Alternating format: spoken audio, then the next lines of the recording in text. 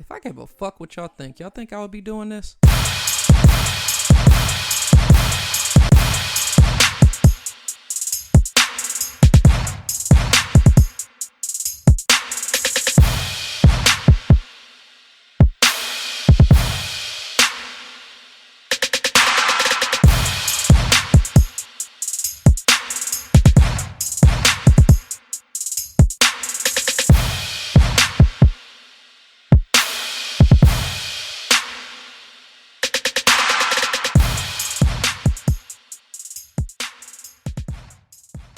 Welcome to the FMFU podcast, the podcast that's from me, for us. Vulgar but true, real and never fake.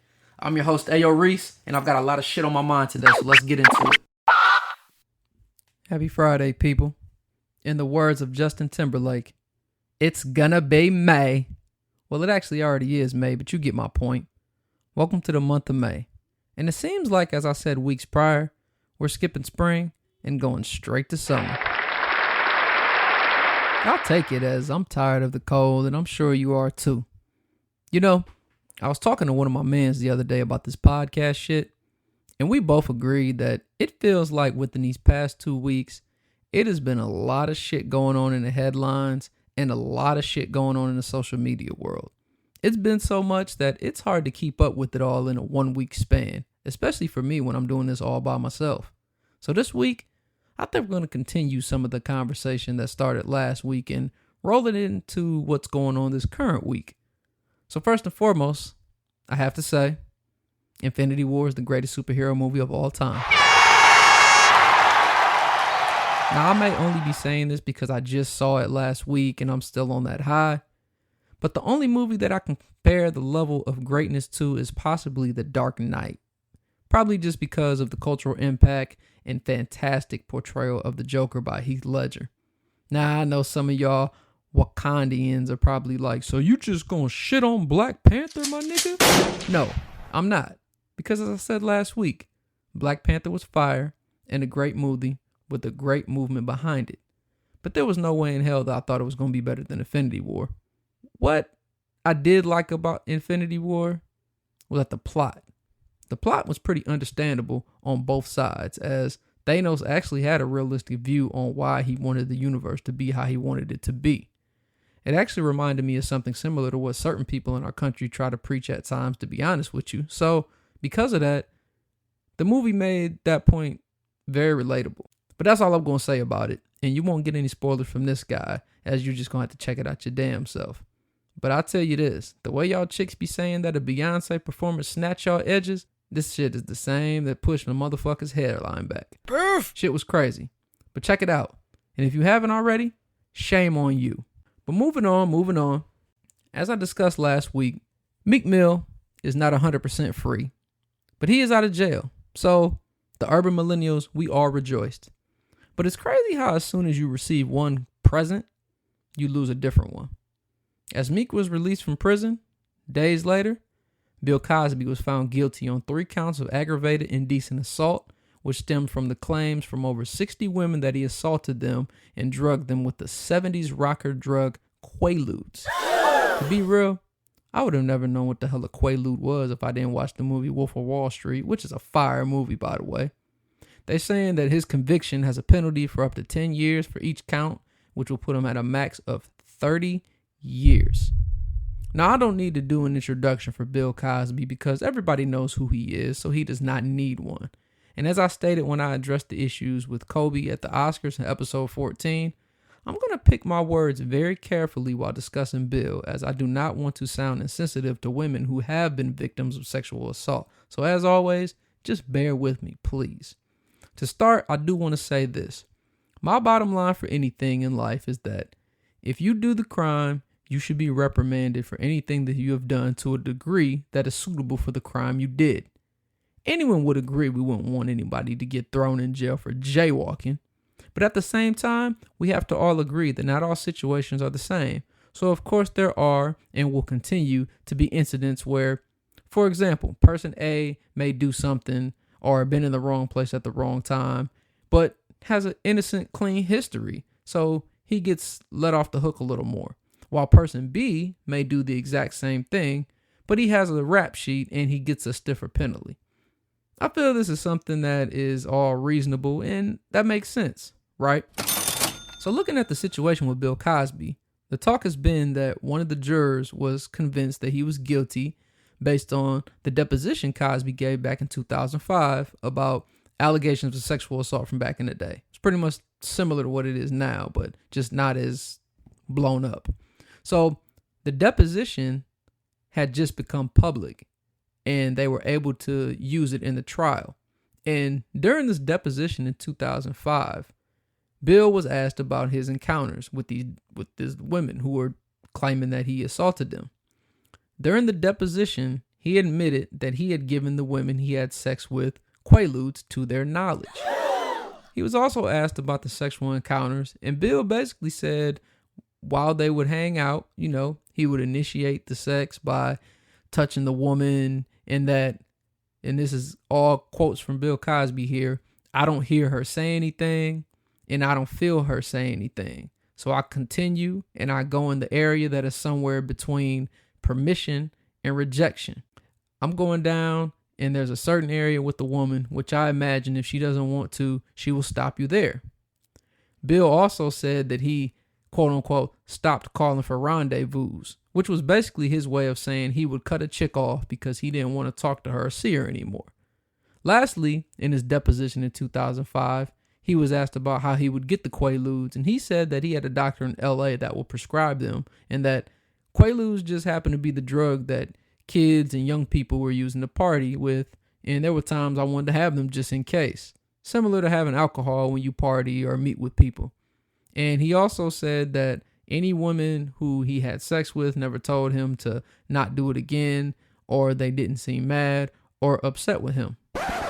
Now, if you read those words I just quoted on a website or anything else, it probably reads off like some real sick old man perverted shit. Especially if you are one of those nerds who have never gotten any pussy in your whole life of living. Despite the fact, it seems that Bill's situations are situations that we all as men have probably been in more than once. Minus the quaaludes and maybe substituted with a drink or a blunt. Men are always put in the position of somewhere between permission and rejection every time they go to initiate consensual sex. Unless the sex was already scheduled and set up in advance, think about how it is the first time you have sex with someone, fellas and ladies. Even if it is set up in advance, the first time you have sex with someone, you probably more than likely touched on them to initiate contact and then went from there to see how far it will go. And for my fellas, if the girl doesn't want to do it, she's going to tell you to stop. Otherwise, if she isn't saying no and she letting you peel off them panties, then it seems to us as men, it's consensual as she's letting you do it. I know in my past I've had my fair share of denials, but ain't no better feeling when you at that moment of truth, or as Bill said, somewhere between permission and rejection, and she lift the ass up a little bit for you to slide them joints off. But moving on, I might have started off the wrong way, so let me clarify so we can get to my point. This isn't me defending Bill, because non-consent is non-consent. Point blank period, no questions asked. Plus, them quaaludes are something totally different compared to an alcoholic drink. If the quaaludes really have you tripping like they did in the movie Wolf of Wall Street, then I could see why you would take one then don't remember what's going on. And even if you didn't want to do something with someone, you have zero conscience to tell that man that you aren't consenting to it. Bottom line, if these women, honest to God, truly 100% didn't consent and not just, regret it years later because their career didn't take off, but truly 100% never wanted to do it, then Bill should face some type of punishment.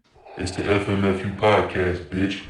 However, I personally think that with some of these women, not all, but I'm sure some, are only speaking because they regret doing it because it didn't get them far.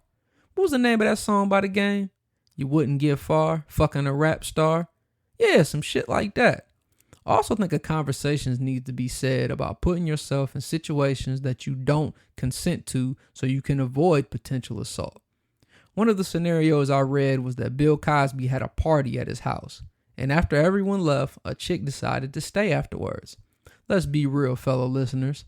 At any house party or anything you can think of, if a chick stays after the party is over, 10 times out of 10, what we all going to assume she wants to do. Hop on some dick, right? There's even fucking memes online of chicks. It's a cartoon meme with chicks driving and they're riding in the car, and on the side of the car it has dick drop off mobile for when they leaving the club. You got that friend the one who drove to the club, probably the one who always drives, and at the end of the night, they on the phone with they niggas or whatever. So she's the one riding around and she's dropping all the friends off to their niggas' house after the club. That whip that she's in is the dick drop off mobile. We all know what goes down behind closed doors when no one is around. Now, as I said earlier, because I want to keep reiterating this, if Bill did something without consent, as he was charged and they saying he's guilty, so we're going to say he did, then he should be reprimanded. But there was one thing that stuck out to me when I read the article that kind of pissed me off. The article on one part tries to paint Bill's honesty about the scenario into something that is wrong, but it's just the truth that we all deal with. The article says, when the model stayed at his house after everyone left the party, her and Bill talked about her modeling career and her father passing. So in this deposition, they say, Bill, hey, did you only talk to her about it and show empathy about her father passing because, you wanted to have sex? Bill kept it 100. He said, yes. So ladies, let me speak to y'all real quick. Lots of times, men, even ones who are married or in relationships, only listen to your concerns because we're trying to get the conversation over with and smash that. Oh. It doesn't happen with every girl, but it does happen.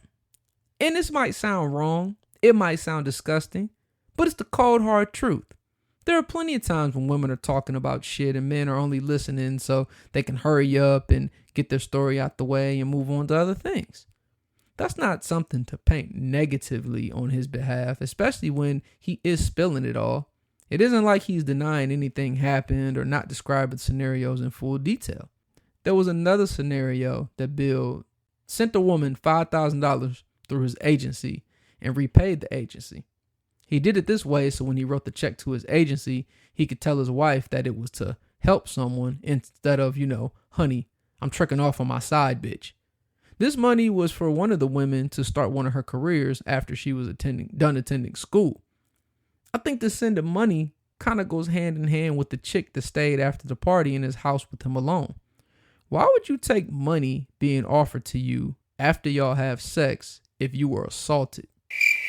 It doesn't make sense or add up to me. And I hope I'm not sounding like I'm pointing the blame on these women, because being that they truly were assaulted or whatever, then no, it's not their fault. And the only fault is to blame the assaulter, which was Bill Cosby.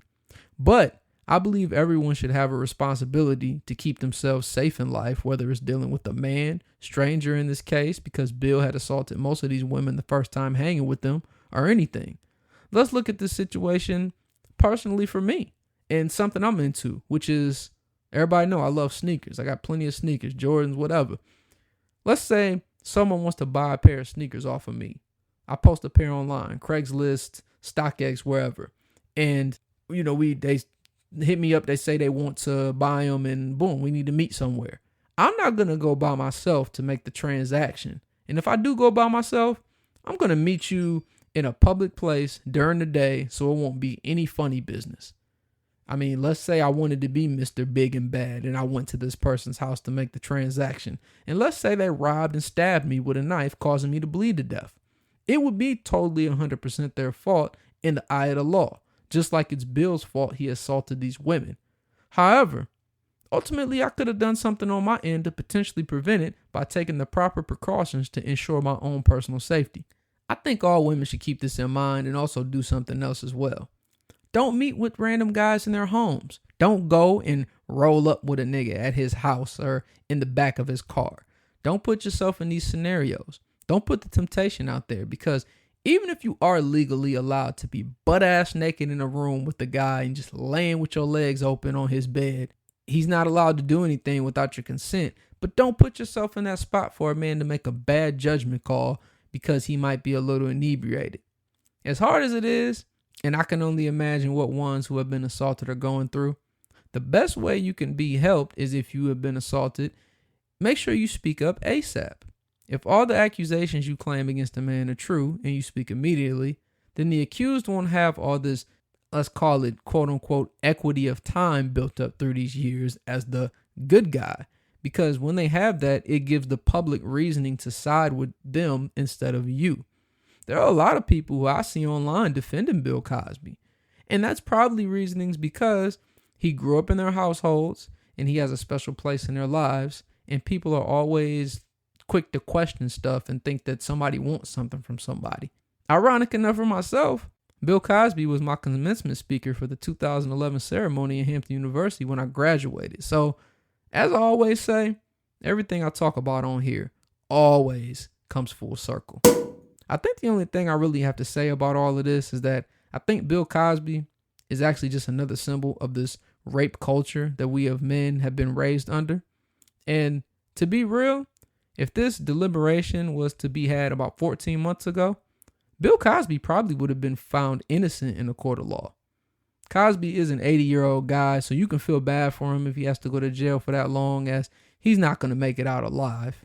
But I think what makes it most unfortunate is that he probably truly doesn't think he did anything wrong, being that these women didn't consent. I am glad of things like Time's Up and the Me Too movements because they're bringing awareness to these issues and making them relevant. But I will say this on the other note.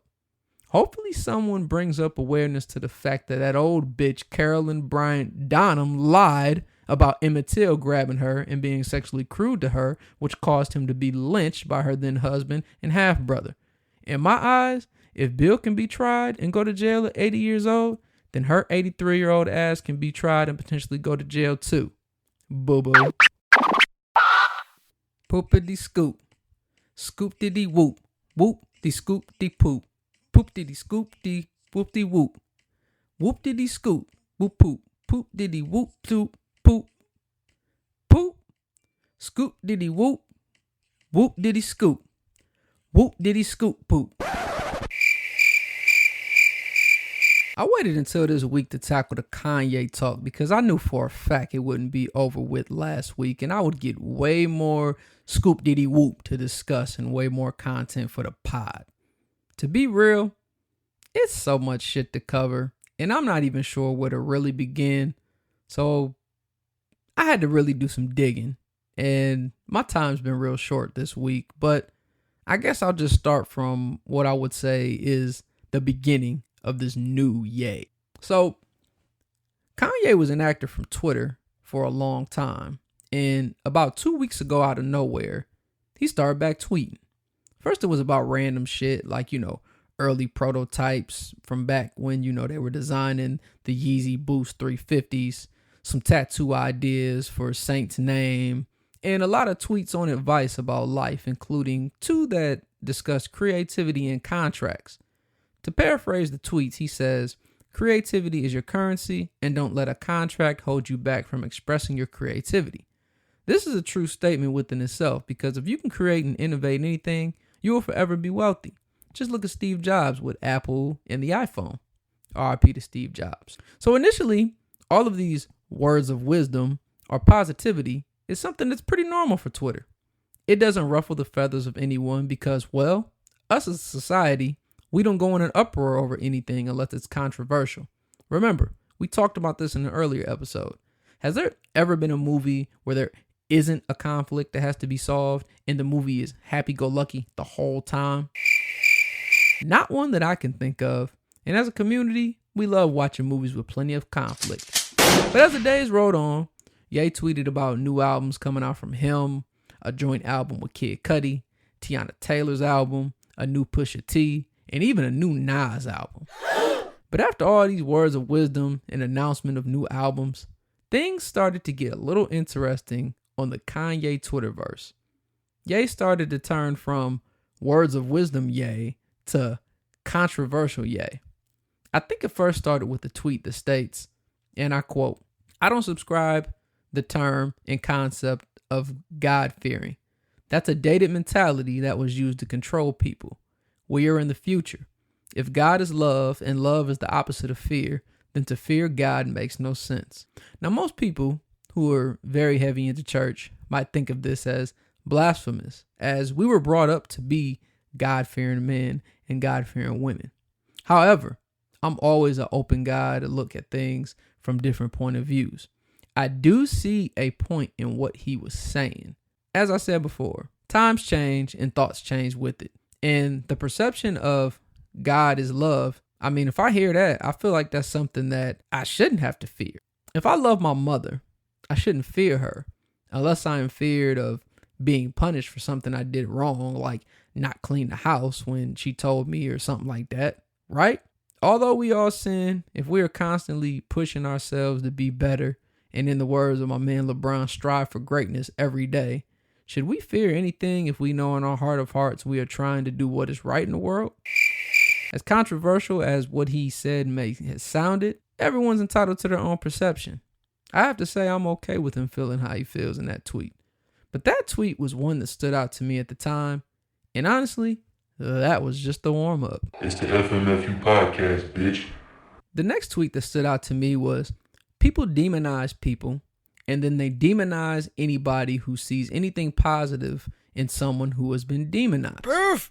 Shit sounds like some bars from a song, but it did make me think, and I realized this is actually a true fact. If we, let's say for the urban millennial culture, if we deem someone public enemy number one, let somebody say anything positive about that person, even if it is just only your own opinion. We as a society will blast you if you're the worst person ever, or that you're just as bad as the person you see. You're as bad as the one that you see the good quality in. I mean, look, we didn't demonize Goku when he told Krillin not to kill Vegeta with Yajirobe's sword after Vegeta came to Earth to kill them all. And look how that turned out. Okay, I know you're probably like thinking like you fucking Dragon Ball junkie, but it's the truth though. These creative ideas of TV shows, animes, cartoons, they all come from the real thoughts of real people. And the writer of the show decided to have them not kill him, even though he did try to destroy their planet, because the writer had a bigger picture and a bigger idea on where he wanted the show to go. Why can't the thought process be like this in real life? There shouldn't be no problem with that, right?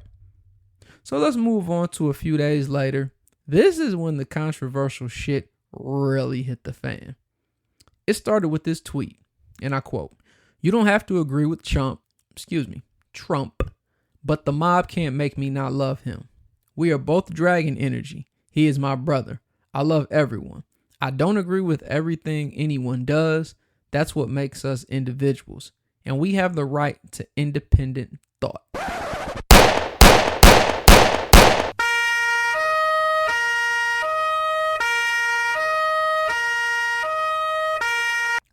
Hold up. Wait a minute, nigga. You said what? You love Trump? Nigga, what the fuck you mean you love Trump?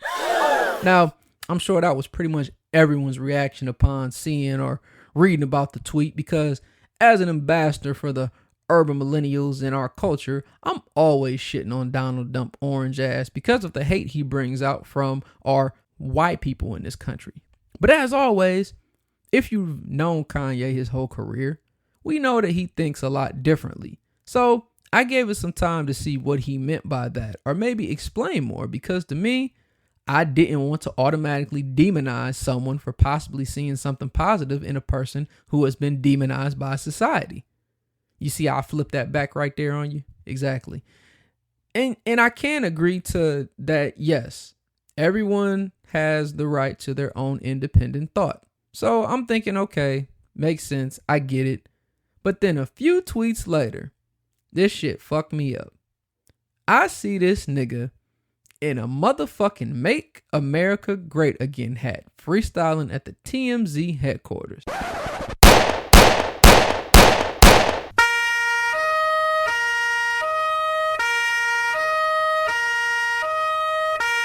This shit sparked outrage. From celebrities unfollowing the nigga to John Legend texting him asking him not to align with Trump because he is one of the greatest artists in our generations and it's a bad look, etc., etc., etc. So of course, with everything going viral, people immediately start spewing mental illness, Kanye is off the meds, Well, for me, I think to simply say someone has mental health issues is something that shouldn't be talked about lightly, as there are people who do have these problems in the world, and it is a serious issue.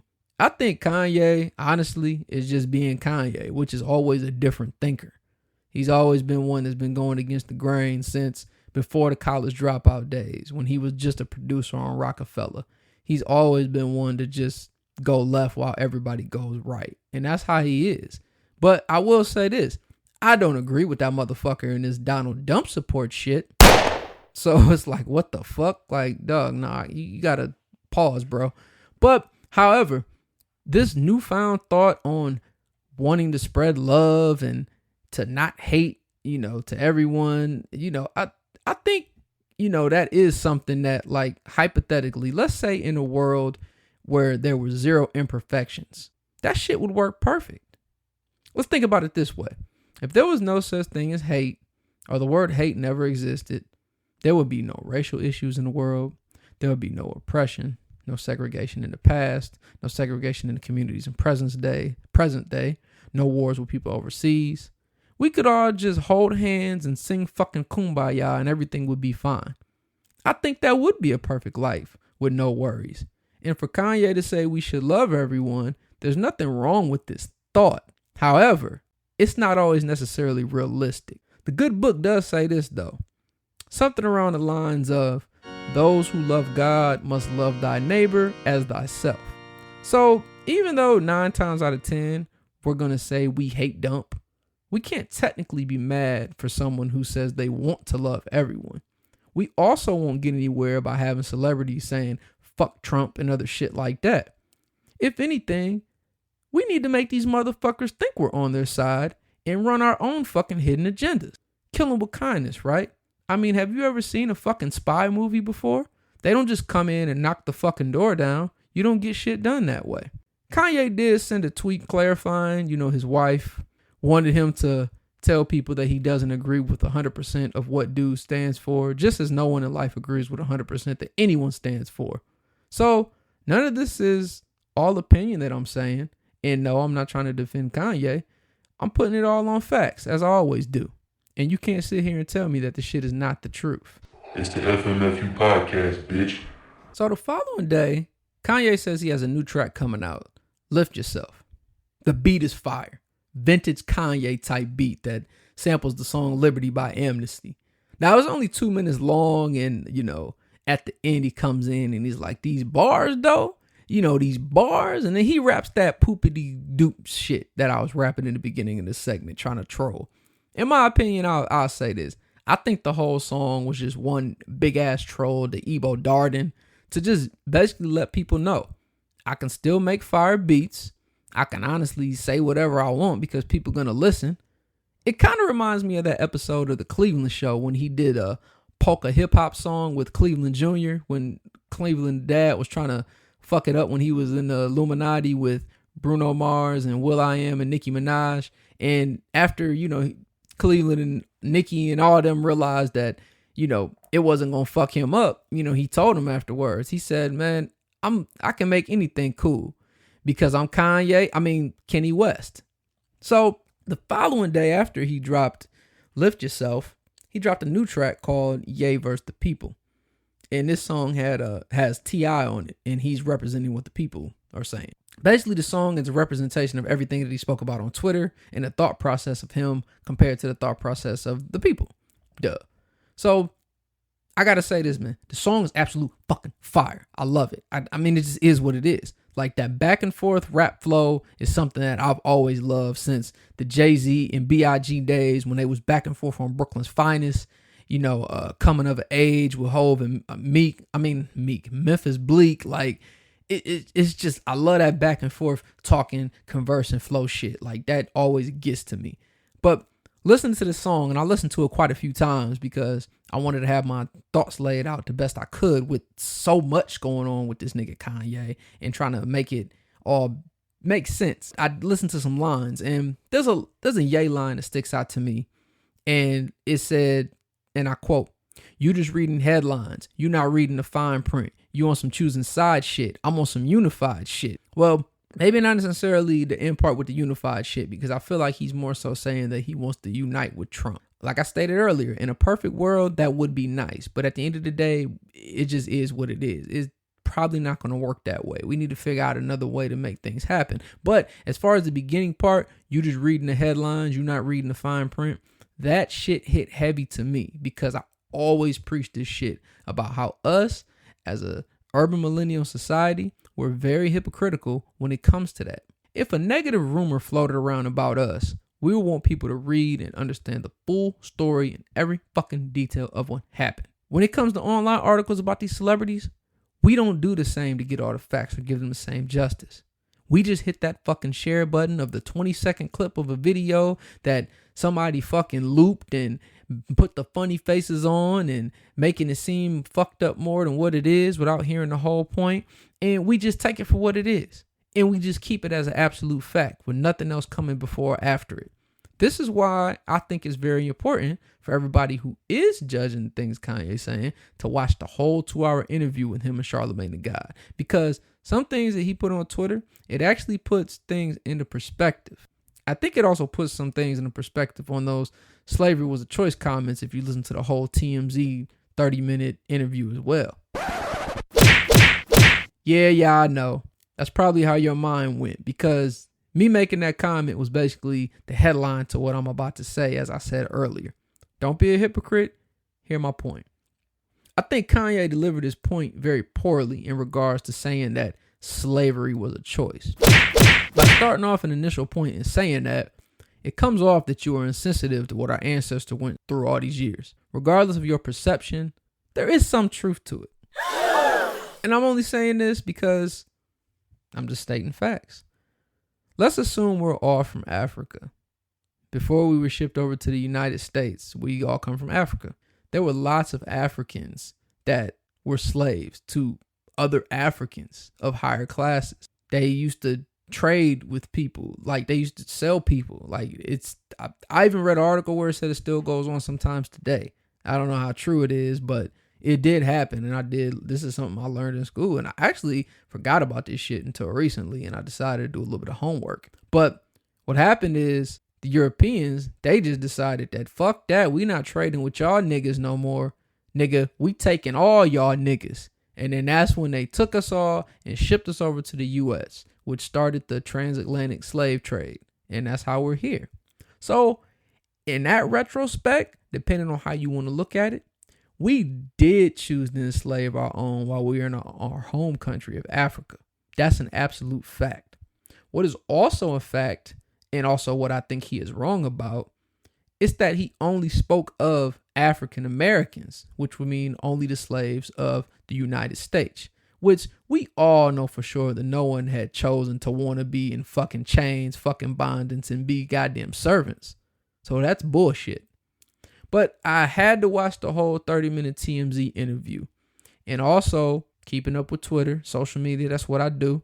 I read the clarification on Twitter about, and I don't know 100% because I'm not in this crazy motherfucker's head, but it seemed like when he was elaborating more, it sounded like he was more leaning towards a mental enslavement.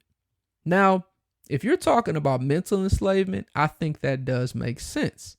Because look at it this way. We as people, we do need to become our own thinkers. And not only think based off of what the media presents to us. Something that was said that stood out to me was how people get bullied into thinking a certain way. And this was brought up during that 30-minute TMZ interview. We sometimes bully people into thinking that you have to think a certain way. And if you don't, you as I said earlier, you get demonized. You can't have your own way of thinking. So I'm not necessarily saying this free thought or this bullshit that he's saying or whatever, because I haven't really done too much research on what exactly free thought means. But for what my perception of it is, based on just what I have and what makes sense, you should be able to think for yourself. You don't have to necessarily just say, oh, that's just what it is. Because at the end of the day, we got to keep ourselves, and I hate this word, but we got to stay woke. We need to choose to be aware of what's going on by reading books, understanding our true history, and create new ideas for the future. I guarantee our history books be lying about so much bullshit, and I give you an example how I know. there was a fucking post on Facebook and somebody said that in their child's school, they were teaching them that the Native Americans willfully gave up this country to the Europeans. Not that they got killed and everything else. So I have a kid who's 3. She's going to be in school. She's going to be learning this BS when she goes to school, right? Am I supposed to just say, hey, baby, yeah, just read what the school telling you to read? Or am I going to think further and think to myself and think, okay, we know really what it is. Let's think on what it is and tell our kids the truth, right? That makes sense to me. So some of these points that he's saying, even though it sounds crazy and it's coming off the wrong way, I really think it makes sense. I think the motherfucker just don't know how to get it out the right way. And that's something that he even admitted. So that's how I look at it, because I am my own free thinker. I don't just go, oh, well, fuck that nigga. I always look at all of the facts and look at it in a round state of mind, because if you don't, then you're just going to be straight and narrow all the time. And not everything, it's billions of people in this world. We're all going to have different thoughts, but you got to keep your mental state right. I think that's the most important thing when it comes to anything, because if your mind isn't right, your body's not going to function right either. Like I said, I think one of the main things that might have been meant, and I could be wrong. Like I said, that motherfucker's crazy. But I think it was more so said that we can't be mental slaves and follow trends. Let's think for ourselves.